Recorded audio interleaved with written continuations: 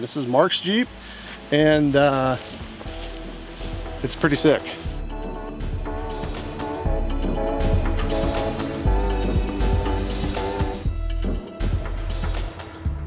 The best products and best service from people who really care and love what they do.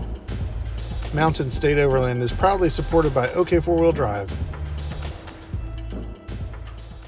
Where are you from? Philadelphia. Philadelphia. What do you do for a living? I'm a forensic engineer. All right. I do investigate building problems and that type of thing. Been doing a lot of mountain climbing lately, hiking, backpacking, and that type of thing. I was looking for a vehicle to kind of support that, those endeavors. Well, this is a 2018 Rubicon JL. Obviously, right out of the showroom, it was a very capable vehicle, and I really enjoyed riding it then. But first thing I did was get a little more clearance on this thing. Got an AEV lift on there, 2.5-inch lift. The lift and the tires were the first thing I did. And you got BFG tires, right? Yeah, I got the all-terrain tires, the 35-inch by 12.5-inch tires. Got some AEV wheels on there. Yeah. And, you know, did go through the typical decision-making process about all-terrain versus mud tires, but I'm very happy with these. Happy with the suspension system too? Oh, thrilled with the suspension system. I think my understanding is not only the lift part, but it's added additional load carrying capacity. Yeah. And of course, it's not simply a lift, as you guys know. It involves all the control arms and other parts that are changed by the geometry of lifting. That's all included in the kit. So I'm very happy with that. Did you re-gear too, or? No, I haven't re-geared. Okay. I would have it. I thought about 37-inch tires. Yeah. Not with 35s. So yeah, otherwise the drivetrain is pretty well stock, other than that lift.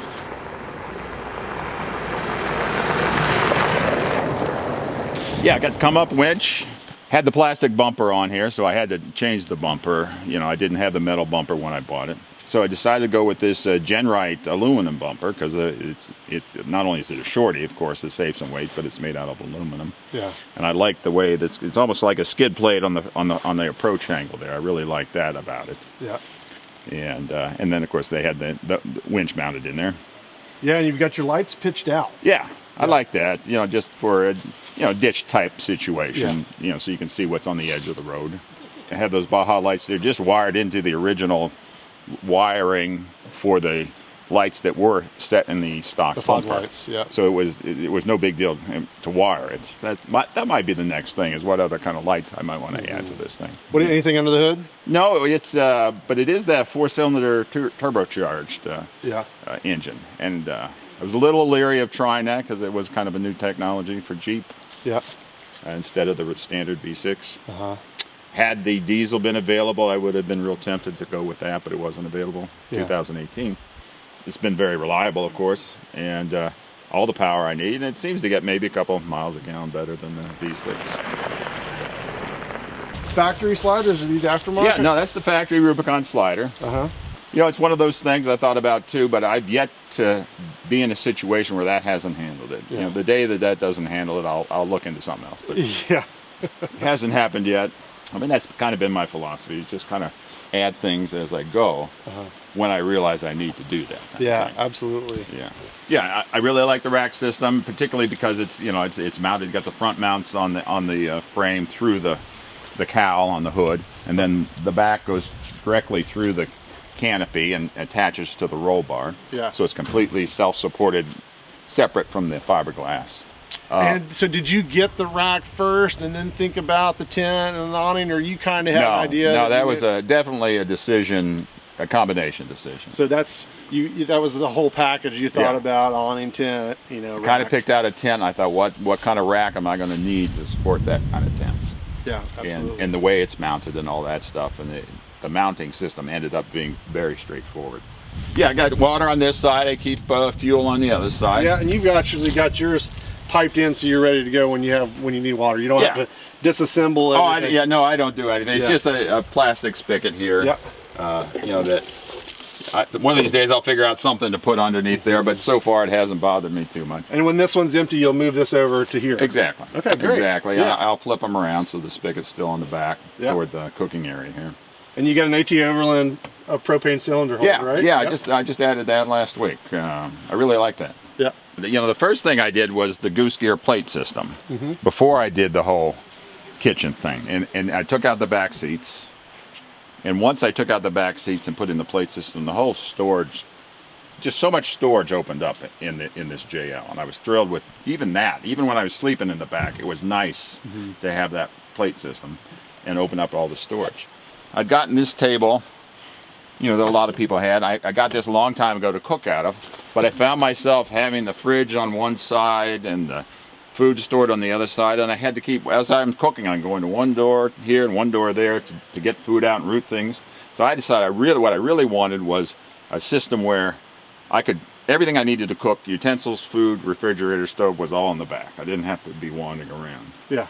And that's why I decided to invest in the Goose Gear system. Well, I mean, you know, first of all, the top one generally is utensils and cups and that kind of thing. Bottom one, mostly for food that doesn't have to be refrigerated. You know, coffee, drinks, snacks, bread, all that kind of stuff. So that's always available there. And this is nice too, because as you pull this out, yeah, over top believe of me, it, I was concerned about the interference here, but that has turned out not to be a problem. No. And of course, instead of having that refrigerator sitting on the plate system back by the driver's side rear door, I got the Goose Gear slider in the Goose Gear cabinet system. Got the Dometic. I think this is the 43 or 45. Yeah. Works out real well. You know, everybody knows what that's like, but it works out real well. I had bought this refrigerator with this insulating package on it, and I was concerned it wouldn't fit in there, but it fits fine. It was no problem with that kind of thing. And then I opted, of course, for the stove slider. You can get this thing obviously without the stove slider, and the cabinet's a little bit lower, and you just put your stove out wherever you wanted. But I kind of like the idea of having the stove here. Yeah. You were actually making lunch today. You had the table up, you had the drawer out, you were maybe preparing something on here, and everything was like you said, exactly where you needed it to be, and you didn't have to walk out from side to side. You just turn and everything's here. Absolutely. Yeah. That's the whole idea. And I was even concerned whether I could have this fully deployed and this down, but it really wasn't a problem. You can still stand here, you know, turn around and do this. Oh yeah, absolutely. You know, or you know, just slide this in partially if you want. You can slide that in and you know, and cook in that position if you want, once you have everything out of the refrigerator.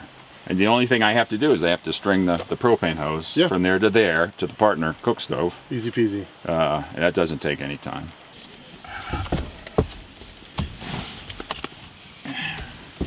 Of course, the JL, you know, it comes with its own navigation system, but you know, for overlanding and off-road stuff, that's not sufficient. For the longest time, I was using Gaia with my Apple here, and utilize that for navigation off-road. But the idea of looking at this small screen and all the available detail on Gaia, just I wasn't taking full advantage of it. What's nice is I got this bracket for the iPad Pro, and now the resolution on this thing is so much better than the iPhone. And I've got, for example, I've got this whole discovery route thing plotted out here, and you know, you can zoom in very easily wherever you want. I had it on constantly in the last 2 days. Yeah. And I'm either zooming in because I'm really interested, or I'm zooming out just to give me an idea where I am, relative where we might end up that night, or where we stop that night. Yeah, I've got the 67 design JL tray up here. I've got the arms for my phone. I've got a Garmin InReach that really I use just for emergency purposes, or communicating, when there's no cell phone service, just for status type messages and that type of thing. Yeah, got the dash cam going on. But the 67 designs, they also make this iPad holder, so that's why this whole system works out very nice. Other than the the power tanks, I use those for inflation. For airing down. After I'm done airing down, I went ahead and bought a second tank, just because the 10-pound tank, I forget, I could get like 3 refills out of that, but I thought for a trip like we were taking this week, I wanted to make sure I had enough. So I went ahead and bought a spare tank, so I got those 2 tanks. Other than that, just the typical mess of bags and that kind of thing. I got a little alu box back there just for typical storing things, that non-food items. You know, you can imagine what's in there, towels and batteries and fuel and that kind of stuff. When I was still thinking in terms of what tent I wanted, I was looking at the Alucab tent, and of course if I'd done that I probably would have gotten the Alucab awning to go with it. But once I decided to go with a different tent, I kind of decided, you know, I could be open as to what kind of awning I wanted. What I liked about Kinsman is, number one, the square footage of this is about as big as I've seen for any type of awning that can be deployed without poles or, you know, columns are staked down or anything like that. Yeah.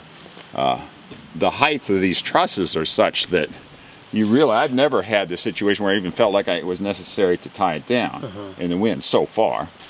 What I like about it is it's one of the fewest, it comes as close to this rack as anything I've seen where it's a true 270-degree awning.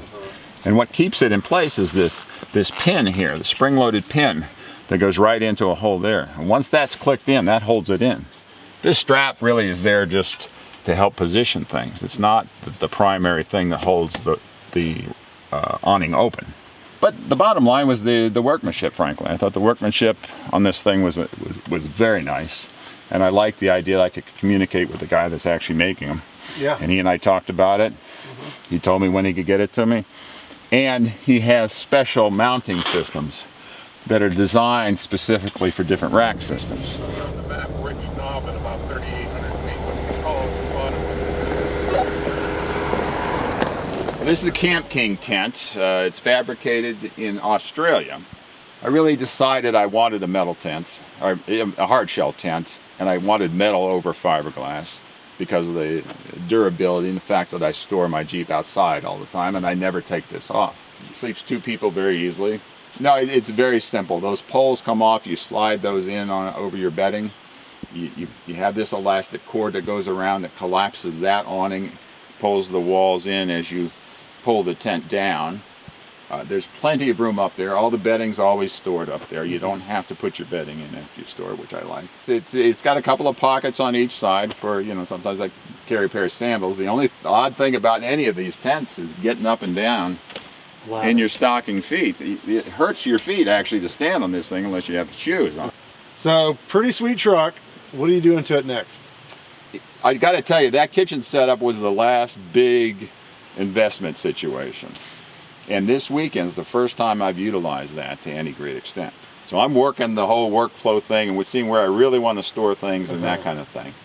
Once I get that straightened out, it's really just a matter of getting the other storage systems worked out so that it doesn't look like such a jumble of things like that. But no, you know, I got to tell you, I'm pretty happy with the way it is right now. I'm tempted to get a Gen Right rear bumper just to match the front.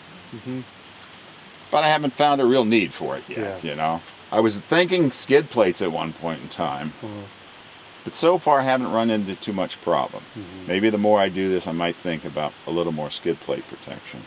So those are the two things that are on my radar. Well, sweet truck. Hey, thanks so much, Jason, Mark. my pleasure. Let's get back to having fun. I'm all for that.